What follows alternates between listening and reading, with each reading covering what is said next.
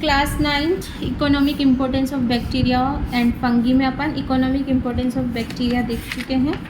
उसमें useful role of bacteria in medicine अपना next जो मतलब प्रीवियस क्लास था उसमें हो चुका है। आज अपना टॉपिक है बैक्टीरिया रोल इन एग्रीकल्चर। तो एग्रीकल्चर में बैक्टीरिया का रोल देखेंगे अपन। सबसे पहले फर्स्ट पॉइंट गिवन है अपन को nitrogen fixing bacteria.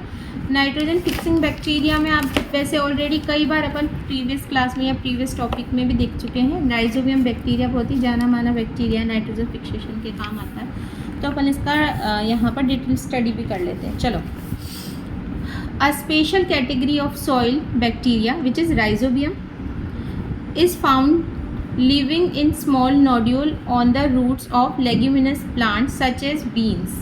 Leguminous plants की जो रूट नोड्यूल्स है यानी रूट में जो गिठान है यानी मोटा मोटा जो एरिया होता है उसमें उन रूट के अंदर ये बैक्टीरिया रहता है विच इज़ राइजोबियम। और लेग्यूमिनस प्लांट्स मीन बीन्स का मेज़ नहीं होता बेटा, बीन्स वाले यानी कि लेग्यूम वाले यानी मूंगफली वाला हो गया यानी ग्राउंडनट वाला हो गया, अपना पी वाला प्लांट हो गया या फिर पल्सेस वाले प्लांट हो गए। तो वो जो प्लांट्स होते हैं उनकी जो रूट्स होती है वो सारे प्लांट होते हैं हमारी लेग्यूमिनस फैमिली के। किसके होते हैं? लेग्यूमिनस फैमिली के, इसलिए लेग्यूमिनस प्लांट होते हैं। और इनकी ही जो रूट होती है ना वो स्पेशल टाइप की होती है जिनमें रूट में नोड्यूल्स होते हैं, ऐसे मोटी मोटी सी नोड्यूल्स बने हुए होते हैं और उसमें हमारा राइजोबियम रहता है। ठीक है, these bacteria pick up free nitrogen from soil and atmosphere and convert it into soluble nitrate. हमारे चाहे सॉइल के अंदर है चाहे हमारे एटमॉस्फेयर के अंदर जो फ्री नाइट्रोजन है उसको क्या करता है? कन्वर्ट करने का काम करता है नाइट्राइट्स के अंदर। और नाइट्राइट्स क्या होते हैं? हमारे सॉइल या वाटर सॉल्युबल होते हैं जिससे हमारा जो प्लांट है उसको ईजीली वो ले पाता है। ठीक है, तो these nitrates are use by the host plant and also by other plant shown later in same soil. जो होस्ट प्लांट है उसको तो देगा ही सही, पर उसके बाद जब इनकी कटिंग वगैरह हो जाएगा पूरा यहाँ ये क्रॉप यहाँ से चला जाएगा तो उसके बाद नेक्स्ट अगर अपन नया वो बोलते हैं ना, अपन क्या बोलते हैं उसको, नेक्स्ट और क्रॉप साइकिल वगैरह सुना हुआ है ना, क्रॉप साइकिल पढ़ते हैं अपन। तो जो नेक्स्ट क्रॉप साइकिल में जो क्रॉप वहाँ पे लगाई जाएगी ना तो उसके लिए भी हमारी सॉइल में प्रॉपर अमाउंट में वहाँ पर नाइट्रेट प्रेजेंट होगा, तो उसके लिए भी बेनिफिशियल हो गया।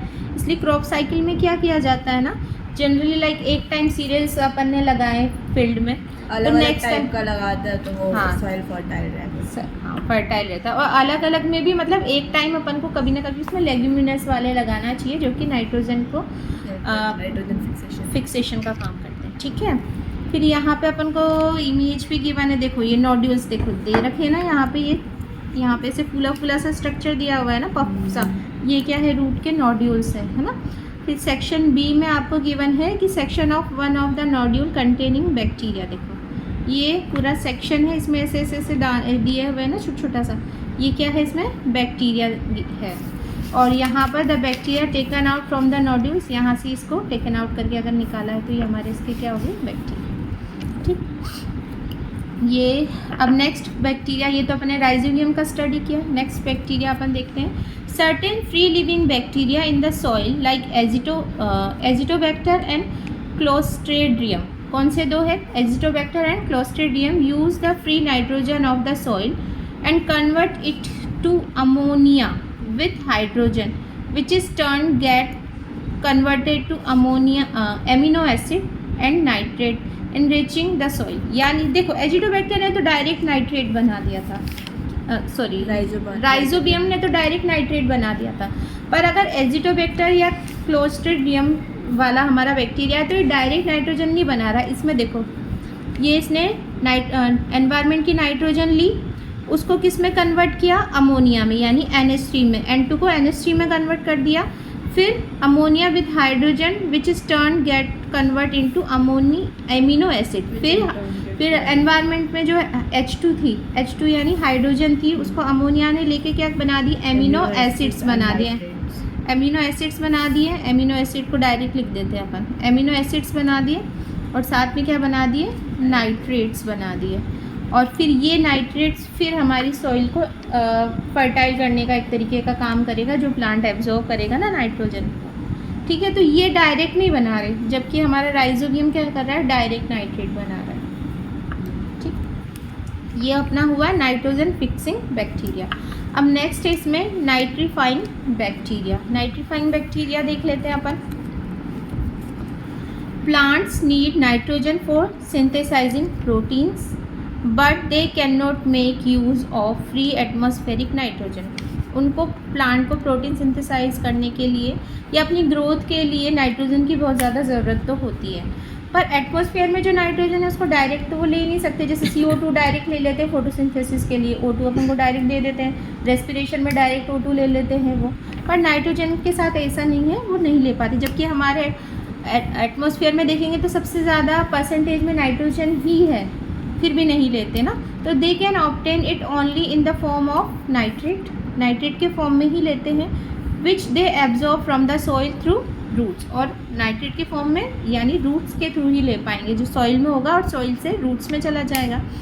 These nitrate are replenished in the soil by bacteria through the process of nitrification. अब ये जो सामने आप अभी देखिए नाइट्रोजन फिक्सिंग बैक्टीरिया, राइजोबियम हो गया, एजिटोबैक्टर हो गया या क्लोस्ट्रीडियम हो गया, तो ये जो एटमॉस्फेयर में नाइट्रोजन है उसको नाइट्रेट में जो कन्वर्ट करें, तो ये जो प्रोसेस है उसको अपन फिक्सेशन बोल दो या नाइट्रिफिकेशन बोल दो या नाइट्रोजन फिक्सेशन भी बोल सकते हैं इसको अपन, और नाइट्रिफिकेशन भी बोल सकते हैं। दोनों सेम ही है, सिनोनिम है एक दूसरे का। यानी एटमॉस्फेयर में जो नाइट्रोजन थी उसको नाइट्रेट में कन्वर्ट करने का जो पूरा प्रोसेस है बैक्टीरिया के थ्रू, वो नाइट्रिफिकेशन या नाइट्रोजन फिक्सेशन होता है।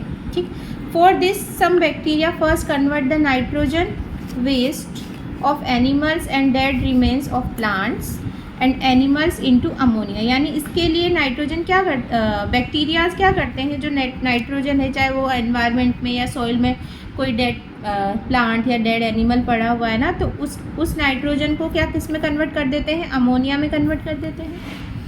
Ammonia is then converted into ammonium compound. अभी भी जहाँ मैंने लिखा ना वही है, अमीनो एसिड्स में यानी अमोनियम कंपाउंड में कन्वर्ट कर दिया।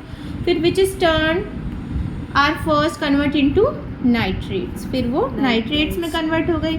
और by bacteria such as nitrosomonas and then into nitrates by bacteria such as nitrobacter. Ammonia पहले अमोनिया कंपाउंड में होता है, फिर विच इन टर्न पहले नाइट्रेट्स में कन्वर्ट होता है नाइट्रोसोमोनास की तरफ। हाँ, और इनटू नाइट्रेट्स में, और नाइट्रेट्स में बाय बैक्टीरिया नाइट्रोबैक्टर के थ्रू उसमें नाइट्रेट्स में कन्वर्ट हो जाएगा, और नाइट्राइट्स में कन्वर्ट के लिए नाइट्रोसोमोनास वाले बैक्टीरिया करेंगे।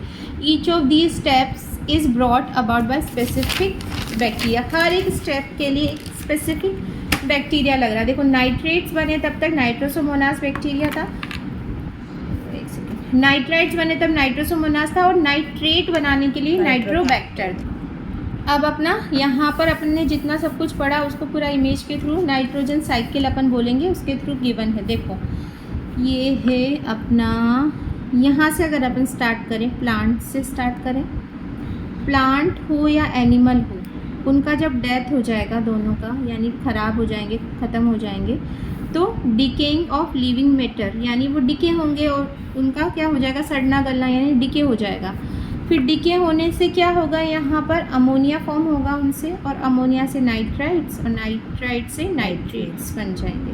ठीक है, अब ये जो नाइट्रेट्स हैं ये डीनाइट्रिफिकेशन बाय बैक्टीरिया होगा, यानी अमोनिया इंडस्ट्रियल फिक्सेशन होगा। ये अलग अलग तरीके से दिया हुआ है, मतलब अपन इस डायरेक्शन में भी जा सकते हैं, इसमें भी जा सकते हैं। तो जो नाइट्रेट्स बने ये डीनाइट्रिफिकेशन बाय बैक्टीरिया के थ्रू ये पूरी प्रोसेस हुई, और एटमॉस्फेरिक नाइट्रोजन फिर से रिलीज़ हो जाएगी अगर हमारा प्लांट डिके हो जाएगा तो। ठीक है, और अब देखो बायोलॉजिकल फिक्सेशन बाय राइजोबियम, फिर से नाइट्रेट यहाँ पर बन गया, और इंडस्ट्रियल फिक्सेशन से भी अमोनिया बनता है। यानी अमोनिया तो अपन अपनी केमिस्ट्री में भी तो पढ़ते हैं ना, अमोनिया फॉर्मेशन की प्रोसेस, कौन सी प्रोसेस के थ्रू अमोनिया अपन ज़्यादातर बनाई थी अपन ने, हेबर्स प्रोसेस सुना सा लग रहा है, फीलिंग आ रहा है, उसमें आया था ये एग्जाम में, शायद बोर्ड्स में भी आया था उन लोग के दिन वाले के। N2+3 gives NH3 वाला कुछ था ना, उसमें भी तो अमोनिया बनता है। तो इंडस्ट्री में भी अपना क्या होता है, अमोनिया का फॉर्मेशन होता है, फिर वो अमोनिया अपन सॉइल में डाल देते हैं, फिर वो मतलब कि लाइक यूरिया वगैरह जो ये चीज़ें होती हैं ना वैसे से। ठीक है, आया समझ में थोड़ा बहुत? चलो अब अपना नेक्स्ट टॉपिक है इसी के अंदर, डीनाइट्रीफाइंग बैक्टीरिया। तो these are bacteria present in the soil which break down the soil nitrates to release nitrogen gas यानी N2 that enters the atmosphere. Example है अपना स्यूडोमोनास। यानी अभी तक तो अपन ने जो पढ़ा एटमॉस्फेयर की नाइट्रोजन को नाइट्रेट में कन्वर्ट करने का काम किया। अब अपन उल्टा पढ़ रहे हैं, डीनाइट्रीफाइंग बैक्टीरिया मतलब जो नाइट्रेट ऑलरेडी हमारी सॉइल में है, लाइक हमारा प्लांट डिके हो गया या कुछ भी है, उसकी वजह से जो नाइट्रेट बना उसको वापस से एटमॉस्फेयर में पहुंचाने का यानी N2 फॉर्म में पहुंचाने का जो पूरा प्रोसेस ये डीनाइट्रिफिकेशन हो गया। और इसके लिए जो बैक्टीरिया रिस्पॉन्सिबल होते हैं वो डीनाइट्रीफाइंग बैक्टीरिया होते हैं, जिसका एग्जांपल है अपना स्यूडोमोनास। नहीं, ठीक है, तो अपना अभी अपन ने क्या देख लिया, बैक्टीरिया रोल इन एग्रीकल्चर में नाइट्रोजन फिक्सेशन देख लिया, नाइट्रीफाइंग बैक्टीरिया देख लिया और डीनाइट्रीफाइंग बैक्टीरिया देख लिया। तो हर एक का अपन को एग्जांपल यानी कि बैक्टीरिया का नेम तो याद होना ही चाहिए और पड़ेगा भी सही। फिर है अपना बैक्टीरिया रोल इन इंडस्ट्री। ये अभी करते हैं जब तक तुम ये ड्रॉ करो नाइट्रोजन साइकिल। ओके। अब अपना नेक्स्ट टॉपिक है bacteria role in industry. Industry में बैक्टीरिया का क्या रोल है वो देख लेते हैं अपन। Bacteria have a very extensive use in industry. You have already read about. तो देखो इसमें अपन ने मेडिसिनल सेक्टर में देखा था ना, लार्ज स्केल पर बैक्टीरिया, पेनिसिलिन और ये सारा देखा था। तो अपन यहाँ पर और 2 more out of several other uses अपन देख लेते हैं। देखो फर्स्ट है different flavours of tea are produce by certain bacteria. यानी अलग अलग फ्लेवर की जो टी डेवलप होती है ना, उसमें टी के डेवलपमेंट के लिए यानी उसमें फ्लेवर जनरेट करने के लिए बहुत सारे तरीके के बैक्टीरिया यूज़ आते हैं। This is termed as tea curing. ठीक है, फिर है अपना second point leather tanning. Leather tanning में भी बैक्टीरिया का यूज़ है। In primarily brought about by sunlight but certain bacteria break down the soft perishable parts of skin hide. यानी कि जो अपना देखते हैं ना ये लेदर टैनिंग में मतलब ये लेदर के पर्स बनते हैं, लेदर की बेल्ट और ये सारी चीज़ें हैं, उसमें टैनिंग की प्रोसेस ही की जाती है। उसमें क्या किया जाता है, उसको पहले सनलाइट के में उसको थोड़ा सा वो करेंगे ड्राई, फिर but certain bacteria break down the soft perishable part of the skin. और जो बैक्टीरिया है जो उसका इंटरनल जो पार्ट सॉफ्ट पार्ट है उसको क्या कर देता है, एक तरीके से हार्ड करने का काम करता है। क्योंकि एक्चुअल में तो लेदर होगा वो स्किन का पार्ट है ना, फिर अंदर वो अपन करते हैं ना एपिथेलियम और वो सारे टिश्यूज़ होते हैं, उसको क्या करते हैं, हार्ड कर देते हैं। ठीक है, अब है अपना spoilage of food by bacteria. Bacteria के थ्रू मतलब एक तरीके से अपने लिए स्पॉइलेज के लिए कौन कौन से बैक्टीरिया रिस्पॉन्सिबल है। तो many bacteria spoil cooked food, milk, fruits and vegetable by process of decaying यानी फर्मेंटेशन की प्रोसेस के थ्रू बना हुआ फूड हो गया, मिल्क हो गया, ख़राब हो जाता है ना, खट्टा हो जाता है, फ्रूट्स भी ख़राब हो जाते हैं, वेजिटेबल तो फर्मेंटेशन की प्रोसेस करता है, इससे ख़राब हो जाता है। पर्टिकुलरली ड्यूरिंग समर टाइम में ज़्यादा होता है। ठंड के टाइम में अपन देखते हैं ना कम टेम्परेचर होने पर बैक्टीरिया की ग्रोथ इतनी ज़्यादा नहीं होती, इसलिए दिस स्पॉइलेज में sometime be the extent of causing food poisoning. Spoilage की वजह से अगर स्पॉइल्ड फूड खा लेगा तो उसको क्या हो जाएगी, फूड पॉइजनिंग हो जाएगी। फिर है botulism is a very serious food poisoning due to special bacterium sometime found in tinned and sealed food. Tin और सील्ड फूड जो आते हैं, टिन के अंदर जो पैक्ड फूड आते हैं तो वो बहुत दिनों से पैक रहते हैं, भले अपन ने उसमें क्या डाला है, क्या बोलते हैं उसको, सील्ड पैक है, कहीं से भी कोई जगह वगैरह नहीं है। हाँ सील्ड पैक है, पर उस सील पैक करने के लिए उसमें वो डालते हैं ना प्रिजर्वेटिव डाला, पर फिर भी अगर कोई उसमें जो बॉटुलिज्म जो है सीरियस फूड पॉइजनिंग, ये एक सीरियस फूड पॉइजनिंग का एक टाइप है। मतलब अगर जब सीरियस फूड पॉइजनिंग होती है जिसमें डेथ भी हो जाती है तो वो कौन से वाली होती है, बॉटुलिज्म के थ्रू। ठीक है, फिर है अपना the affected cans get distended at their ends with gas with क्या है, गशेस out on opening. Such suspected cans or tins of food should be completely discarded. मतलब कि कई बार टिन जो अपना टिन फूड होता है वो फूल सा ज़्यादा है ना टिन, उसमें अगर ख़राब हो जाएगा तो उसमें गैस सी फॉर्म हो जाएगी, तो उसको क्या करना चाहिए, हमेशा डिस्कार्ड कर देना चाहिए। मतलब एक्चुअल जो सही से टिन मेंटेन है ना उसमें वो स्पॉइलेज नहीं हुआ तो एक तरीके की गैस फॉर्म नहीं हुई ना, क्योंकि अगर कोई भी चीज़ स्पॉइल होती है तो उसमें वो गंदी सी बदबू सी स्मेल से आती है, तो वो एक गैस की वजह से होती है। तो वो अगर वो टिन का डी शेप्ड या कुछ भी ऐसा फूला फूला सा हो रहा है तो उसको तो फिर यूज़ ही नहीं करना चाहिए, क्या कर देना चाहिए, डिस्कार्ड करना चाहिए। ठीक है, therefore preservation of food and making it free for diseases causing germ is very necessary. तो प्रिजर्वेशन, हमें फूड का प्रिजर्वेशन या making it free for disease causing germ, यानी जो भी डिजीज़ कॉजिंग जर्म है उनसे प्रोटेक्ट करते हुए कैसे फूड को बचा के रखना है, उसके लिए अपन को क्या क्या स्टेप्स दिया हुआ है। फूड प्रिजर्वेशन देखेंगे, can be brought about by the several method. First तो अपना गिवन है बॉइलिंग और हीटिंग एट हाई टेम्परेचर। दरकार नहीं है, ऐसे ही एक्सप्लेन कर देते हैं। बॉइलिंग और हीटिंग हाई टेम्परेचर पे करेंगे तो ज़्यादा टेम्परेचर पे बॉईल करने से क्या हो जाता है, जो बैक्टीरिया के जो स्पोर्स है और जो भी सारी चीज़ें वो क्या हो जाएगी, किल हो जाएगी।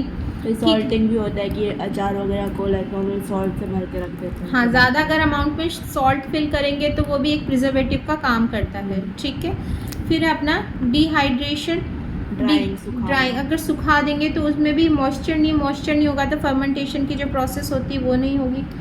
फिर है इरिडिएशन में, यानी इरिडिएशन में कुछ नहीं है, मतलब कि रेडियोएक्टिवली अल्ट्रावायलेट रेज के थ्रू उसको स्टेरलाइज कर देंगे। लाइक आज के टाइम में तो बेबीज़ की बॉटल को भी स्टेरलाइजेशन की प्रोसेस होती है, यानी कि उसको रेज के थ्रू या उसमें स्टीम के थ्रू क्या कर देते हैं, उसमें जो जर्म्स होते हैं वो क्या हो जाते हैं, किल हो जाते हैं। ठीक है, फिर है अपना पास्चराइजेशन, जो कि मिल्क में बहुत ज़्यादा होता है ना, जो मिल्क होता है पैकेट उसके ऊपर लिखा रहता है ना पास्चराइज्ड मिल्क, तो उसमें क्या होता है, pasteurization is a technique of partial sterilization applied usually to milk.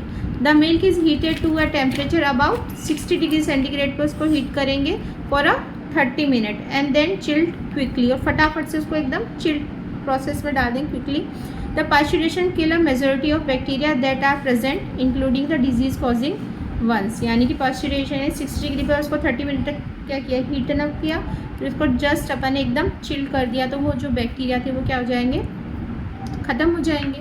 तो pasteurisation does not completely sterilise milk, उसमें पूरा कम्प्लीटली नहीं होता, मतलब ये नहीं कि अपन ने जो पैकेट वाला जो मिल्क है उसको अगर अपन घर पे लाकर सुबह से शाम तक रखेंगे तो वो तो ख़राब होगा ही ना, पर उसमें जो थोड़े बहुत जो जर्म्स है जो बहुत ज़्यादा डिजीज़ कॉज करते हैं वो क्या हो जाते हैं, कम हो जाते हैं। रेफ्रिजरेशन तो पता ही है कि हाई टेम्परेचर्स में एकदम उसको ठंडा करने में रख देगा, हाई टेम्परेचर लो सबसे बहुत ज़्यादा लो टेम्परेचर में ठंडा करने के लिए रख दिया तो जर्म्स मर जाते, ज़्यादा लो टेम्परेचर पे ग्रो नहीं करते, हाँ सर्वाइव नहीं कर पाते, ग्रो नहीं कर पाते।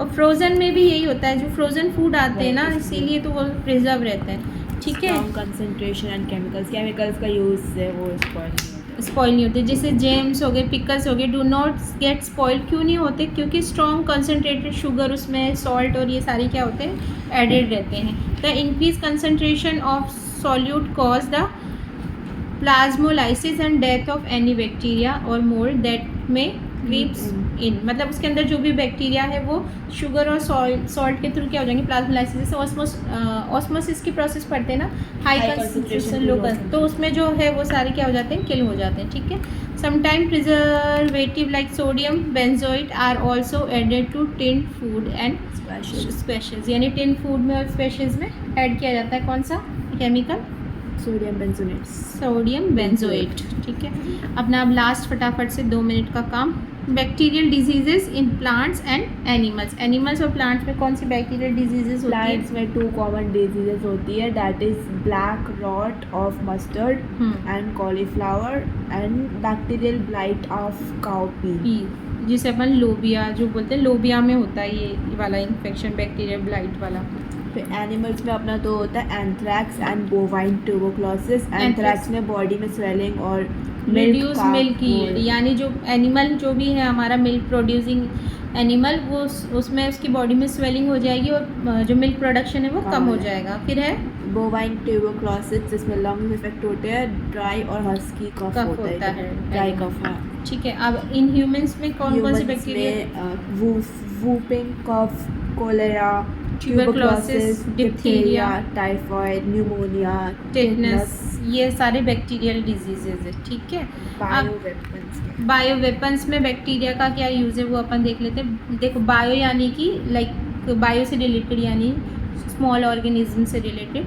वेपन्स यानी कि वेपन के फॉर्म में वो काम आ रहा है। तो it has come to knowledge that some countries में be preparing germ bombs which when exploded release disease germs such as anthrax bacteria. Anthrax bacteria यहाँ पर ज़्यादा disease producing bacteria है ना, which may take epidemic shape and cause widespread death. Disease release करता है पूरा शहर में, फिर डिजीज फैल जाएगा और जनरेशन आफ्टर द जनरेशन वो चलता रहेगा। अपना ये कोरोना टाइम में भी तो ऐसा ही बोला जाता था ना कि चाइना ने मतलब इस तरीके का जो बायो वेपन, उस समय भी ये वर्ड यूज़ आया था, बायो वेपन। हाँ, बायो वेपन यूज़ किया है कि आसपास के कंट्रीज़ को ख़त्म करने के लिए, कि वो डायरेक्ट वेपन यूज़ नहीं किया, लाइक अपन किसी को गन से या तोप से उड़ा देते, वैसा नहीं, कोई जर्म का वहाँ पर स्प्रेड कर दिया। तो पहले ये वायरस का ऐसे ही वहाँ पे था, तो वो भी वायरस भी तो अपना बायो वेपन ही है ना। पर यहाँ पर अपन बैक्टीरिया पढ़ रहे हैं, तो ये क्या कौन सा बैक्टीरिया है? Anthrax bacteria. तो अपना ये जो चैप्टर है का फर्स्ट पार्ट कंप्लीट। चैप्टर का फर्स्ट पार्ट क्या हो गया? बैक्टीरिया वाला जो है, इकोनॉमिक इम्पोर्टेंस में बैक्टीरिया एंड फंगी कंप्लीट हुआ। अब इसका जो सेकंड है, जो फंगी वाला पार्ट है, बैक्टीरिया वाला कंप्लीट कर लिया, फंगी वाला अपन नेक्स्ट क्लासेस में देखेंगे।